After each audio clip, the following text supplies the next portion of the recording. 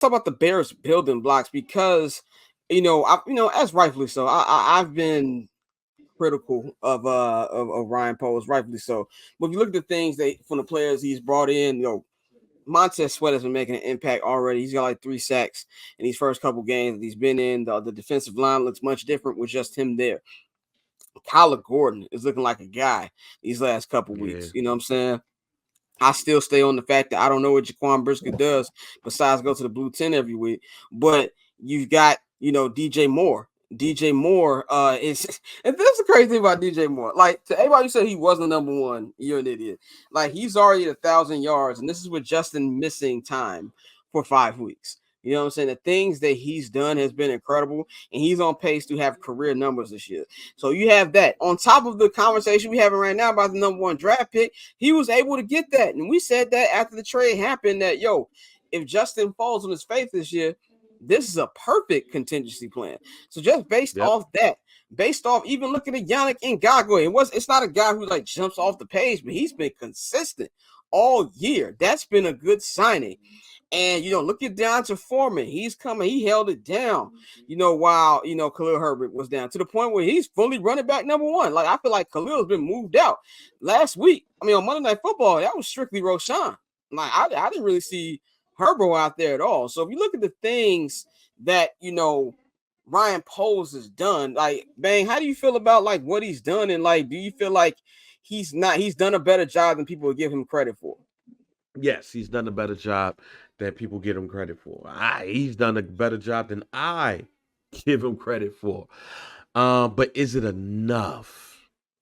Is the question. If I'm Kevin Warren and I'm looking at like let's look at the cornerbacks, even in Yeah, general, right? You got Kyler Gordon, but you also got Smith, who's been Terrell looking Smith, good along with big Stevenson. camp.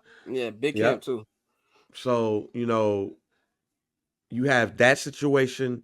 You do have the Montez Sweat trade. Everybody killed that trade. In the national media, not realize like you're giving up a second round pick for somebody who's going to be sticking around. Now I did have reservations. Like, go ahead and get this shit out the way. I would have rather them announce the deal at the same day. But he won't off this pitch count shit. And he want to be out there. And like you said, what 3 sacks since he's gotten there? Yeah, So he got more sacks getting there than the team had all together, I believe. Right. And he's starting to open it up for the defensive line, which was an issue. But Dexter's starting to come on a bit. Um, Justin Jones look a little bit better, you know.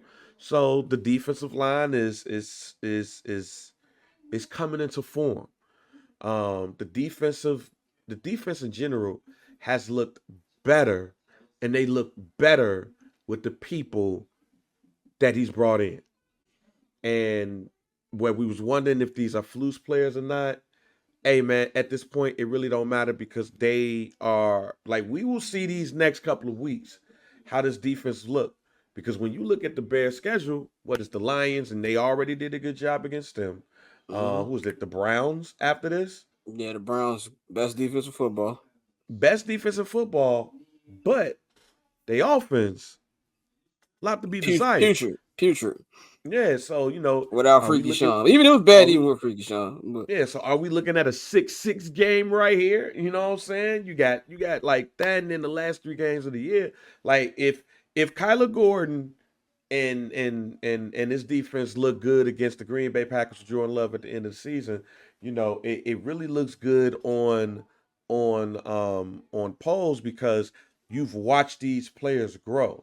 Tyreek Stevenson really looks like a gamer. He was OC at the beginning of the season. And now it feels like he gets it. Smith, same thing. Montez Sweat, Gervon Dexter, he's looking good up the middle. Pause. Um, and then the linebacker core, it feels like TJ Edwards was a steal. bruh, yes, yeah. At this point, it feels like he's a steal, right? Sanborn has been looking pretty good, and Edmonds might not been what Roquan might be, but the defense of the pieces that Ryan Pace brought in looks good. And I ain't got to talk about the offensive line with and how that's going and how it seems like I'm praying, but it seems like those guys are gelling too. So if I am Pose and I'm there, and you really believe in Braxton Jones, and you really believe in Justin Fields, and you got the number one pick, and let's just say a top 10 pick, I trust Pose because of how he finessed the Carolina Panthers to do something with those picks. So my mind has changed on them a bit. Dante, has your opinion on polls changed? Somewhat. I mean, at the end of the day, it's one of those things where he didn't hire the head coach, and I do think coaching is a major issue with this team.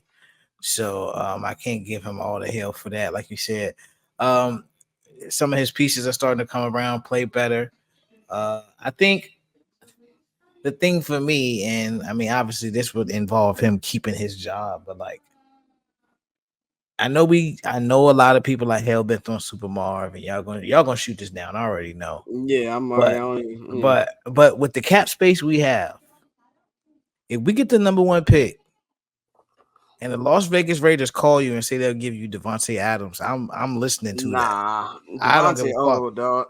I don't give a fuck. Devontae old, but DJ Moore not. So if I got them two dogs, like I'm fine with that, especially because the Raiders gonna have to give you more picks. Obviously, it's not gonna just be a 1-for-1 at all. But if it was a similar package to what we got in the DJ Moore deal, where I got they first, I got a future first, I got more picks. Where, like you said, we've seen polls go through the draft and get pieces that have been contributors to this team. I would strongly consider it, but I think I'm turning the corner on polls. I think at first we were saying, it was a package deal, everybody got to go type of thing. But no, I would be okay with him staying and them getting, fixing that coaching staff. You got to fix the coaching staff at the end of the day. The play calling is just too inconsistent on the offensive side of the ball. And even, with polls, after the Tyler Scott play where he didn't catch the touchdown, you saw him tell Flus, yo, make sure you got your best players on the field. That's essentially what he told him. Which is crazy. Yeah, that's essentially what he told him. Make sure you put in your best play. Because like I said it on the pod, like that was a play where I would have liked Mooney to be the one going to get that ball, or DJ Moore, not fucking Tyler Scott. Yeah. But that's how they drew it up. But as far as Flus, you got to give him some credit for the pieces we have seen. I know we sitting here talking about 4 wins, but like you said, we've seen improvement, and we've seen some of the pieces that we wanted to see do more. They're starting to actually do more. So I would say I'm turning the corner on him, and I would keep him around. Yeah, I'm turning the corner on him too. I'm gonna say this. First of all, I'm definitely gonna shoot down the Marvin Harrison Jr. that you had. And I said, and I love Devontae. Devontae is my favorite wide receiver in the league. Devontae, always I have the guilty pleasure division rival character and player who I love. That was Devontae till he went to Vegas, and currently right now is Justin Jefferson. I love Devontae. Having said all that, Devontae's in his 30s. Marv is 22, 23 years old. You're going to have him under control, and his ceiling, as great as Devontae is, he is incredible. His ceiling is higher, and to me, he's the only can't miss prospect in this draft. Like I said, I'm not out on Caleb. And we're going to talk about Caleb in a minute, wrap this up, but Marvin is crazy, dog. Like that's just I ain't seen no nigga like him, dog. Like I agree with you, but the reason I say this is because again, this is just me, how fed up I am with the Bears. I know y'all thinking about long, sustained runs. Fuck all that. I want to see, bro, with the way in the NFL windows open and close. I know the dream scenario is we get him in here and him and Justin bloom together and they play together for 10, 12 years. But fuck all that, bro. If I can get 3 or 4 seasons out of a motherfucker, that's how we good Marv can do that now, bro. Marv can do that now, bro. Okay. Maybe y'all just hire him, bro. I'm not saying I do think he's gonna be a dog. I do think he's gonna be a dog, but like y'all said, we throw generational around so much. Like, is he generational or is he just really good? Like, nothing wrong with being really good, bro. Like extremely good. Like I don't throw the word generation around either. He's generational, bro. Y'all are telling me get the gold jacket ready as soon as the nigga say, and with the If he's- second pick in the Yes. NFL draft. Look, Okay, look, dog. okay. If that's I'm the so case, fuck it. confident. I'm so that's the confident. case- I don't even trade down. I'll take him at 1. That's Yeah, I if heard you say that wild shit. If I heard I'm you say that sold on nut shit. if I'm sold on Justin, I'm taking him at 1, and I go give me an O-lineman at 5. That's how. And I know it's not taboo to go number 1 with a wide receiver. That's how much faith I So got. Marvin Harrison and Joe Alt would be your picks because Yes. Olu will be gone by 4. Olu gonna be gone.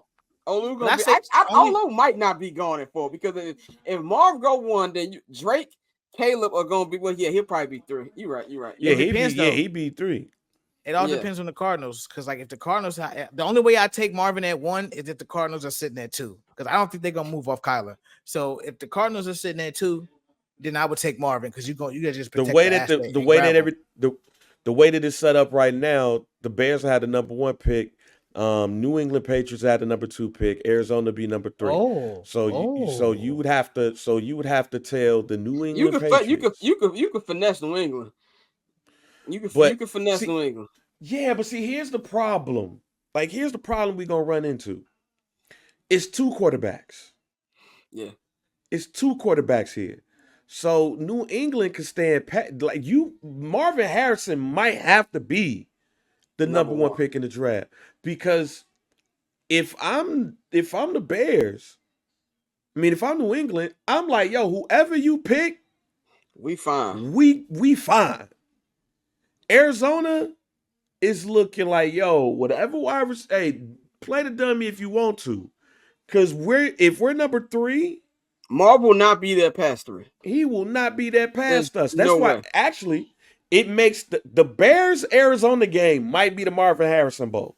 I'm telling you, look, dog. It might be the ball. I saw Justin Jefferson at LSU. I saw Jamar at LSU. This nigga different. That paper on this player haters, old news, money on the other line, so I'm not gonna hold you. Money on the other line, so I'm not gonna.